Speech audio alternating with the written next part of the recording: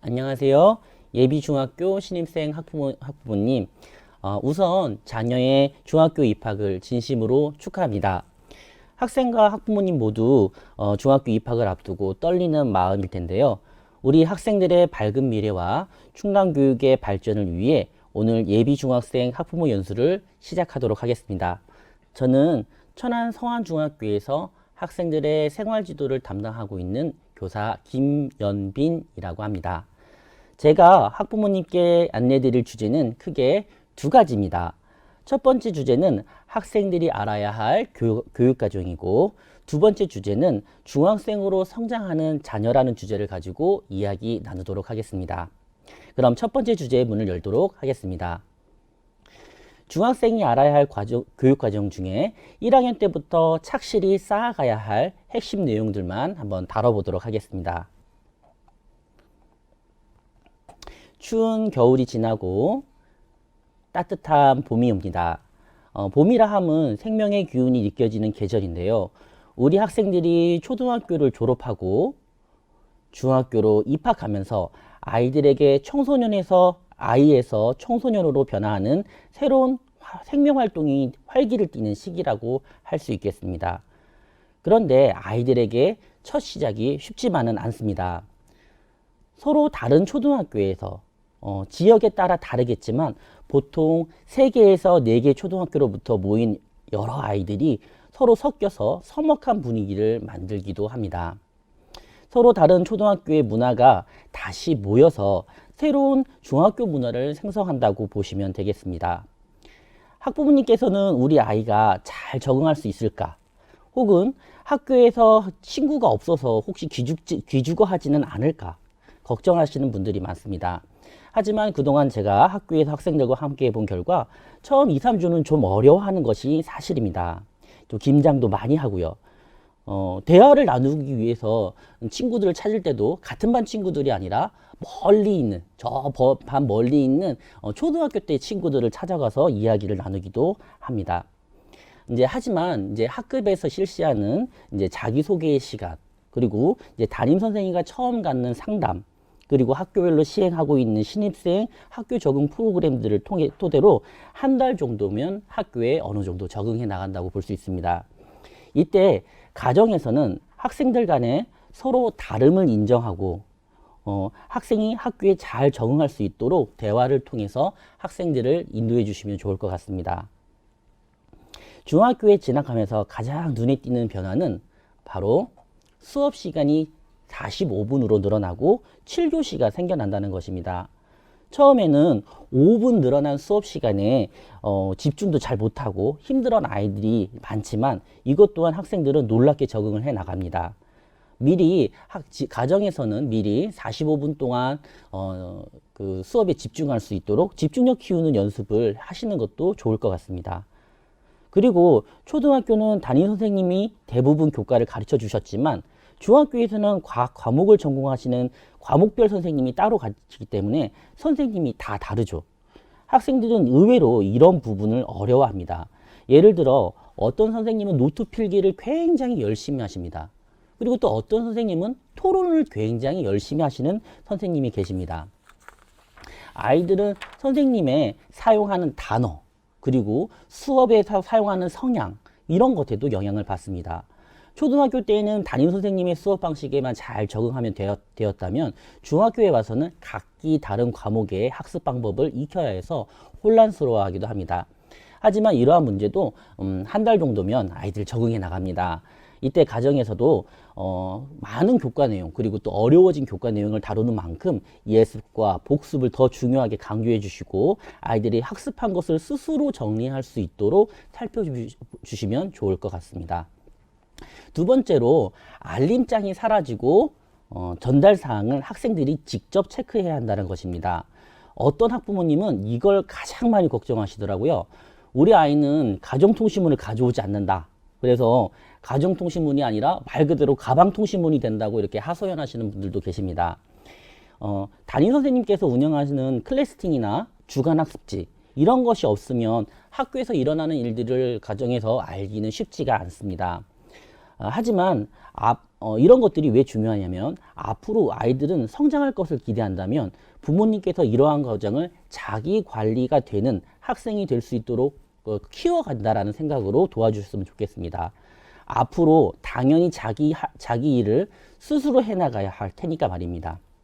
만약 학교 행사나 학습 진도 그리고 평가 등 학교에서 하는 일이 궁금하시다면 학교에서 제공하는 홈페이지 혹은 정보공시 자료를 좀 열람해 보시면 그래도 조금이나마 궁금증을 해소하실 수 있을 거라고 생각이 듭니다.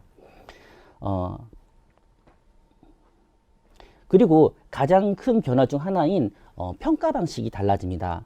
초등학교는 학급 단위, 말 그대로 이제 자기가 앉아 있는 그 학급 안에서 단위로 수행 평가나 아니면 단원 평가 같은 것을 실시해서 잘함, 보통, 그리고 노력 요함 이렇게 이제 세 단계로 이제 표시를 해서 학기별로 1학기, 2학기 학기별로 학교 생활 통지표라는 것을 전달하는데 중학교에서는 1학년 때는 자유학년제 그리고 2학년 때부터는 과목별로 성취도를 나타내는 지표를 만들어냅니다. 과목별로 수행평가와 지필평가를 이제 합산하고 그 과목별 원점수를 성취도로 나타내는 성적을 산출하게 되는 것인데요. 1학년 때 배우는 자유학년제는 뒤에서 조금 더 자세히 다뤄보도록 하겠습니다. 앞서 언급한 서로 다른 학생들이 모이는 것에 잘 적응할 수 있도록 도와주셔야 됩니다. 친구 관계가 변화하고 환경이 변화하고 이런 많은 변화로부터 아이들은 고민이 올 수밖에 없겠지요. 이런 것들을 대화를 통해서 아이가 어떤 고민을 하고 있는지 대화를 통해서 아이들의 이야기를 들어주시면 좋을 것 같습니다. 그리고 몇 가지 팁을 더 드리자면 3월 달에 이제 처음 아이들이 오면 이제 담임 선생님들이 아이들을 인송해서 학교를 구경시켜 줍니다. 이때 아이들이 이동 수업이 많기 때문에 교과 교실의 위치를 확인해 둬야 돼요.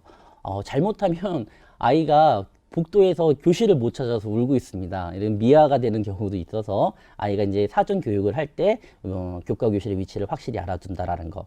그리고 중학교는 초등학교 때와 마찬가지로 교과서와 급식은 무료로 제공하고요. 또 추가적으로 교복을 모두 무상으로 제공하고 있습니다. 학교에 따라서 예비 소집일 날 교복에 대한 무상 지원 방식을 아마 설명을 해 주실 겁니다. 그래서 학교에서 계약한 업체에 예비 소집일부터 입학 전까지 치수를 재고 옷을 맞추는 기간이 있을 텐데요. 그때 가서 하시면 되겠습니다. 이때 팁은 하나 드리자면 학교별로 이제 동복과 하복 각각 한 벌씩입니다. 그렇기 때문에 이제 체육복이나 또 학교별로 있는 생활복 같은 경우는 추가 구매 비용이 들 수 있다는 거 알아두셨으면 좋겠습니다. 그리고 꼼꼼히 기록하는 습관을 가지도록 가정에서 도와주세요. 이제 앞서 말씀드린 것처럼 알림장이 없어지죠. 그래서 학생 스스로 다이어리를 쓴다던가 아니면 학습 플래너 같은 것들을 써서 자기주도 학습을 능력을 키운다던가 그러면 뭐 투두리스트라고 해가지고 자기가 해야 할 일들을 이게 정리해 나가는 습관을 길러주시면 좋을 것 같습니다. 1학년으로 입학을 하게 되면 학생들은 자유학년제라는 것을 처음으로 경험을 하게 됩니다. 분명 초등학교와 다른 공부 방법과 과거 엄마표 학습에서 자기 자신에게 맞는 자기주도적 학습 방법을 찾아가야 하는데요. 달라진 학교 시스템에 적응해야 하고 또 초등학교 때보다 훨씬 어려워진 교과 내용을 다루기 때문에 공부해야 할 내용이 엄청 많아지는 시기입니다. 자유학년제는 이러한 초중 전환기의 학생들에게 자기주도적 학습 방법을 그리고 그런 자세를 기르고 자신의 개성과 강점을 발견하고 다른 구성원들과의 협력과 소통하는 방법을 경험한다고 생각하시면 될 것 같습니다. 보시는 표는 제가 있는 학교의 1학년 시간표를 이제 보여드린 것인데요. 보시면 오전에는 교과 수업 시간이 22시간 이루어지고 오후에는 자유학년제의 진로 탐색, 주제 선택, 동아리 활동, 예술체육 활동 등이 들어 있습니다. 이것은 학생들에게 자신의 진로를 찾을 수 있도록 더 많은 경험을 학생들에게 주겠다라는 것으로 보시면 되겠습니다.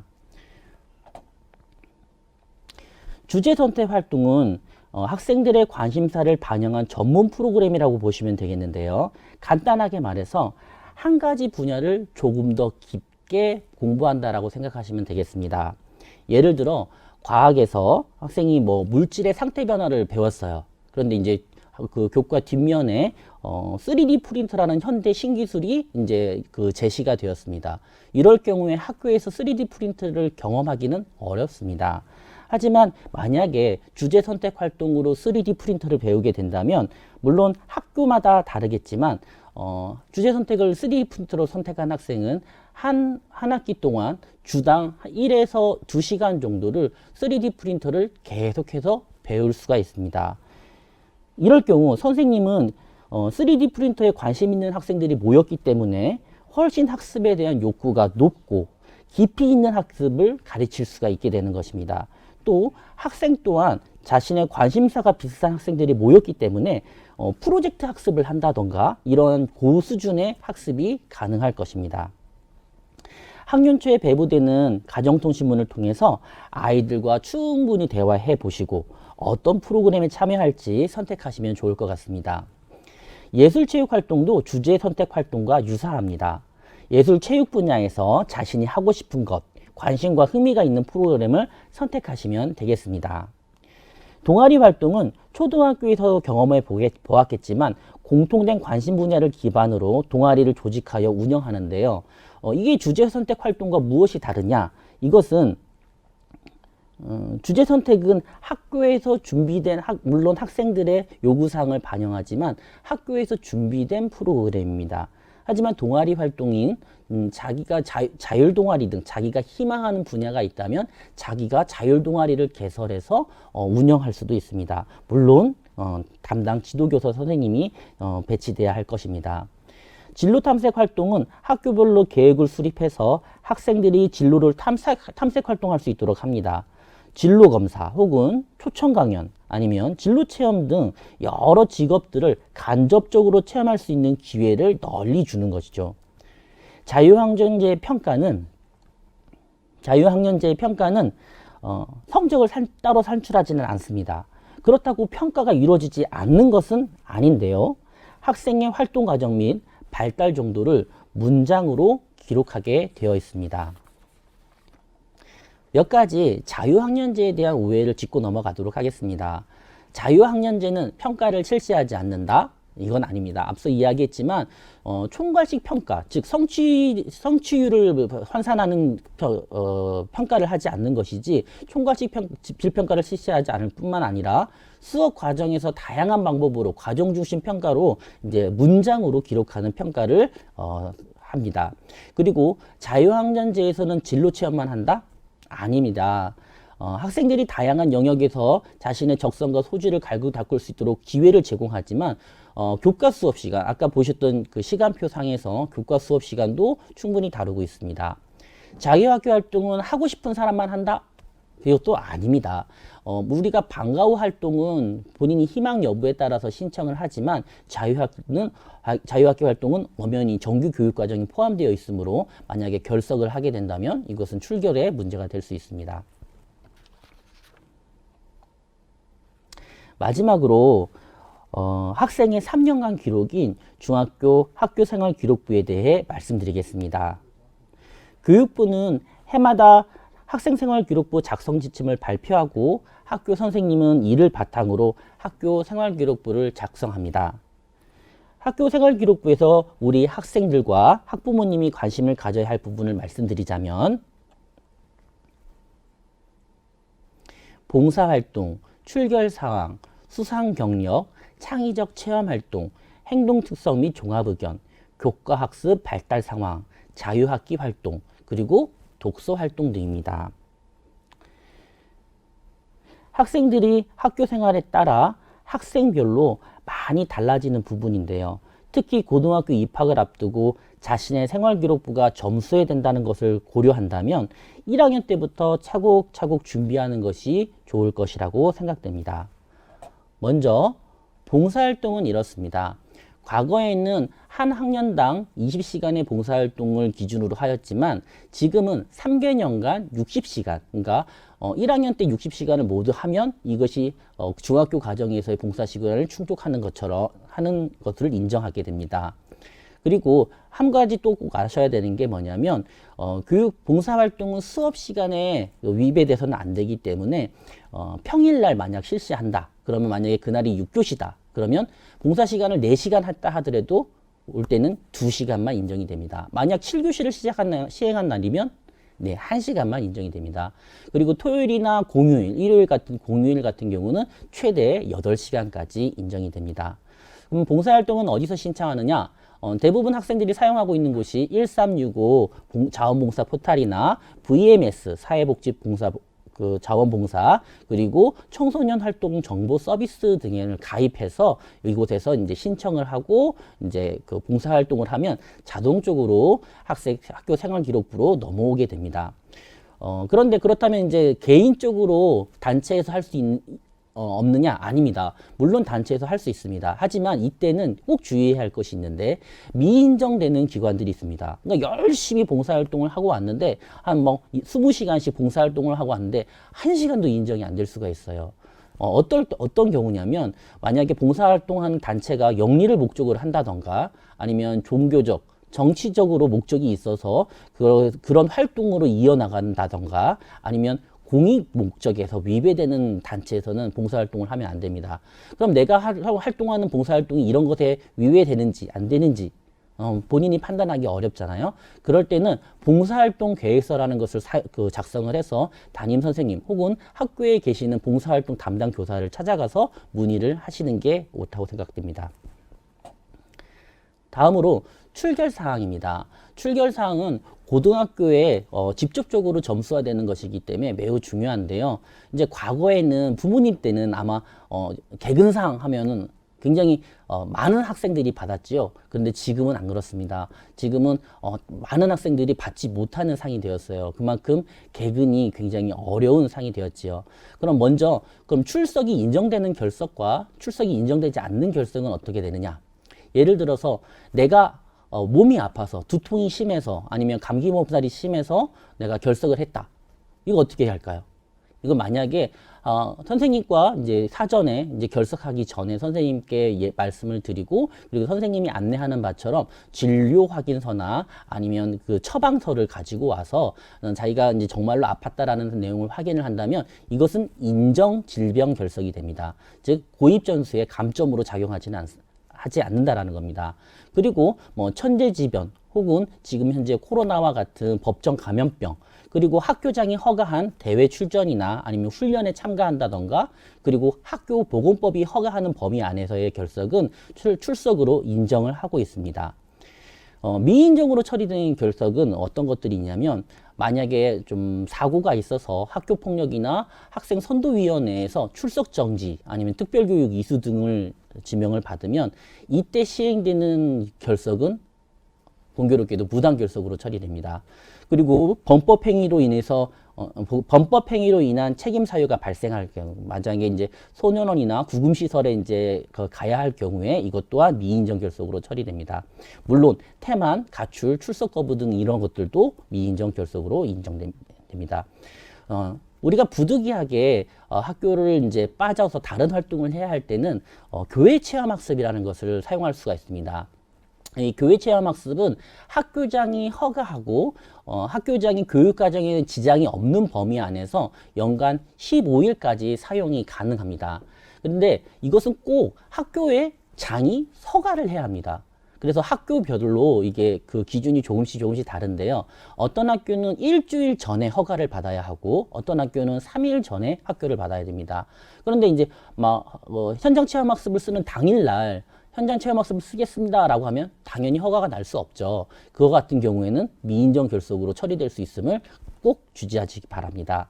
그리고 현재 감염병으로 이제 심각 경계 단계에 오르게 되면은 이때도 학교 그 가정에서 가정 학습을 할 수 있는데 이 같은 경우도 교회 체험 학습으로 인정이 됩니다. 그리고 교회 체험 학습은 반일 단위, 하루 단위가 아니라 반일 단위로도 사용할 수 있습니다.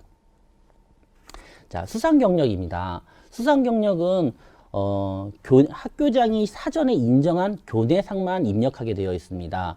즉 교회에서 자신이 취득한 그 교회상이라든가 아니면 자격증 같은 것들은 여기에 입력될 수가 없어요. 학교장이 승인한 것들만 입력이 가능합니다. 그리고 수상 경력 중에서 모범학생 표창, 그러니까 선행상이나 봉사상 같은 경우는 고입의 가산점으로 이제 환산돼서 활용됩니다. 창의적 체험 활동은 학생 자치 활동을 얘기하는데요. 학급의 반장이나 부반장, 전교 학생 회장이나 부회장과 같은 학생의 임원을 이야기합니다. 이와 같은 활동들은 학교 생활을 좀 더 적극적으로 활동할 수 있게 만들어주기 때문에 학생들에게 적극적으로 추천하는 바이고요. 그리고 또 추가적으로 고등학교 입학에 가산점으로 작용할 예정입니다. 자, 독서 활동입니다. 독서 활동은 독서 기록장 등을 근거로 교과 선생님들이 입력을 해주시는데요. 현재로서는 책의 제목과 저자만 입력합니다. 그랬더니 학생들 중에서는 제목만 막 많은 양의 책들을 입력을 하는 경우가 있어요. 그런데 선생님은 그거 같은 것은 추천하지 않습니다. 왜냐하면 이 독서 활동을 너무 많이 기록을 해놓게 되면 이제 고등학교에 이제 특수한 이제 학교를 이제 입학을 하게 될 때는 내신 성적뿐만 아니라 이제 면접도 보게 됩니다. 근데 이때 독서 활동 내용에서 너무 많은 책들을 써놓으면 본인도 기억을 못하고 그리고 면접관이 그것을 질문을 했을 때 답변하기도 굉장히 어렵습니다. 그래서 자신이 읽은 책 중에서 진짜 자기가 의미 있는 책들 그리고 자기가 기억을 할 수 있을 만큼의 이제 독서 활동을 기입하는 것이 좋을 것 같습니다. 교과학습 발달 사항은 수행 평가와 지필 평가를 원점수에 따라 성취도를 내는 것입니다. 이것은 이제 자동으로 시험을 치르게 되면 이제 선생님들께서 이제 해주시는 부분이지만 과세특 요즘에 아이들이 소칭 너 혹시 세특 챙겼니? 뭐 이런 이야기가 있습니다. 이게 뭐냐면 교과학습 세부능력 특기사항입니다. 이것은 이제 과목별로 그 학생들의 활동 내용을 중간중간 활동 내용을 기록을 해주는 건데요. 이것은 이제 전체 학생들에게 써주는 것이 아니라 학업성적관리위원회, 즉 학교마다 있는 학업성적관리위원회에서 얼마만큼을 써줄지를 결정을 합니다. 그래서 만약 학교에서 20% 정도의 학생에게 쓴다, 그럼 100명 중 20명에게만 이 과세특을 써주는데 어떤 것들을 쓰냐면 제가 이제 과학을 가리키고 있다면 과학을 예를 들자면 수업 시간에 굉장히 유의미한 질문을 많이 한다던가 아니면 이제 실험을 할 때 실험 준비를 혹은 실험 정리를 함께 해준다던가 이런 성실한 모습들을 보인 학생들을 제가 적어주곤 했었습니다. 행동특서 및 종합의견은 1년간의 학생 활동의 총 종합체라고 보시면 됩니다. 학생의 행동, 언행, 그 다음에 인성 같은 것들 이런 것들을 계속 누가 했다가 이런 것들을 문장으로 한 문장으로 정리해서 기록하는 것이 되겠습니다. 이러한 학교생활 기록부는 학부모님들도 열람하실 수 있고 확인하실 수 있는데요. 어떻게 하냐면 나이스 학부모 서비스 이용을 하시면 됩니다. 나이스 대국민 사이트에 접속하셔서 회원가입을 하시고요. 그 다음에 아이디 비밀번호를 받으셔가지고 학부모 인증서를 발급합니다. 이 인증서를 가지고 자녀를 선택을 하게 되면 학교로 그게 신호가 옵니다. 그러면 이제 학교에 있는 담당 선생님이 우리 학교 학부모님이 맞습니다. 이렇게 확인을 하면 이제 그때부터 부모님께서 나이스에 있는 생활기록부를 열람하실 수가 있습니다. 우리 학부모님 아이들과 많은 시간을 준비하고 계실 거라 생각합니다. 얼마 남지 않은 시간이지만 아이들이 즐겁게 중학교 생활을 준비할 수 있도록 모두 함께 해주셨으면 감사하겠습니다. 네.